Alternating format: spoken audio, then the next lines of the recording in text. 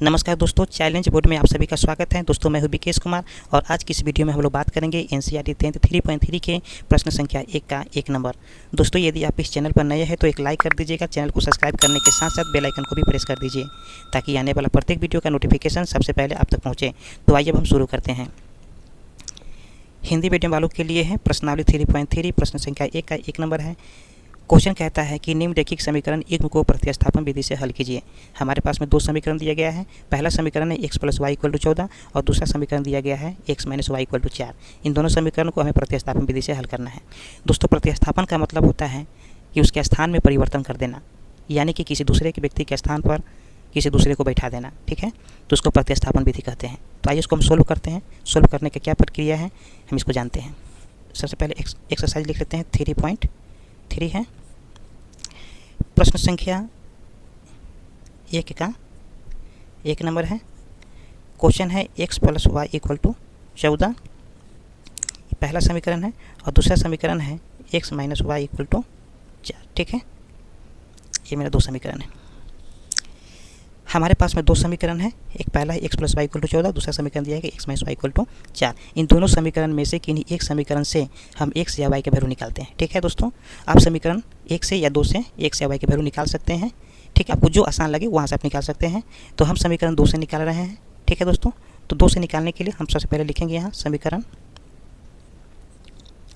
2 से। ठीक है, अब समीकरण 2 को लिख लेंगे x - y = 4। ठीक है, अब यहाँ से हम x या y के वैल्यू निकालेंगे। ठीक है दोस्तों, तो यहाँ से हम x या y के वैल्यू निकाल सकते हैं। तो हम यहाँ पर x के वैल्यू निकालने जा रहे हैं, यानी कि x बराबर क्या हो जाएगा, -y है इस साइड में, तो बराबर को साइड जाएगा तो क्या हो जाएगा, 4 + y हो जाएगा। यहाँ से मेरा समीकरण 3 निकल करके आ गया। अब दोस्तों बात यह है कि समीकरण 2 से समीकरण 3 आया है। ठीक है दोस्तों, यानी कि समीकरण 3 जो है समीकरण 2 से निकल करके आया है। इसलिए इस x का वैल्यू हम समीकरण 2 में नहीं रखेंगे। हम जब रखेंगे तो समीकरण 1 में रखेंगे।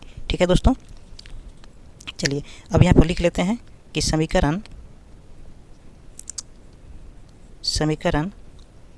1 में x का मान रखने पर। ठीक है दोस्तों, तो समीकरण 1 में कितना है, x + y कितना है, x + y = 14। अब यहाँ पर हम x के मान रखेंगे। x के मान मेरा कितना आया है, 4 + y आया है, तो इस x के स्थान पर 4 + y रखेंगे। ठीक है,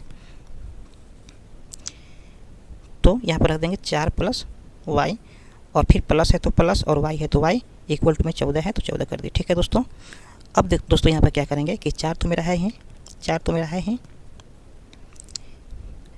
अब इस 4 है और y + y यानी कि प्लस में 2y हो गया = 14। ठीक है, अब 4 जो है इधर में प्लस में है तो बराबर को साइड में जाएंगे, लेकर जाएंगे तो क्या हो जाएगा, यह प्लस में है तो इस साइड में आ जाएगा माइनस में, तो इस साइड में सिर्फ हमको 2y बच जाएगा, तो 2y और 14 - 4 बच जाएगा। ठीक है, चलिए दोस्तों, अब दोस्तों क्या करना है कि 14 में से 4 जाएगा तो कितना बचेगा, तो इस साइड में 2y तो है ही, 14 में से 4 जाएगा तो मेरा 10 बचेगा। ठीक है, 2 से 10 कटेगा कितना बार में, 5 बार में।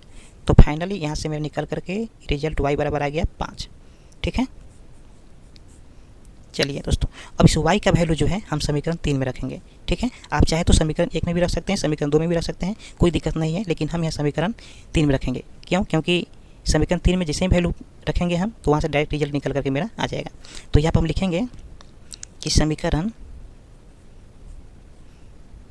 3 में y का मान रखने पर। ठीक है, तो समीकरण 3 मेरा कितना है, तो समीकरण 3 मेरा दिया गया यहाँ x = 4 + y। ठीक है, अब दोस्तों यहाँ पर क्या करेंगे, x तो है ही, 4 + y का वैल्यू कितना आया है, तो y का वैल्यू 5 आया है, तो 5 यहाँ पर लिख देंगे और x बराबर लिखेंगे यहाँ पर क्या, 4 और 5 9 आ जाएगा। ठीक है दोस्तों, तो यहाँ से रिजल्ट में निकल करके गया y का वैल्यू कितना गया, 9। अब चाहे तो हम यहाँ पर लिख सकते हैं कि अतः रैखिक समीकरण युग्म का अभिष्ट हल x बराबर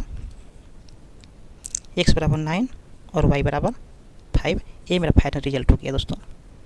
ठीक है, मैं उम्मीद करता हूँ कि वीडियो आपको समझ में आ गया होगा। फिर हम मिलते हैं अगले वीडियो में, तब तक के लिए जय हिंद।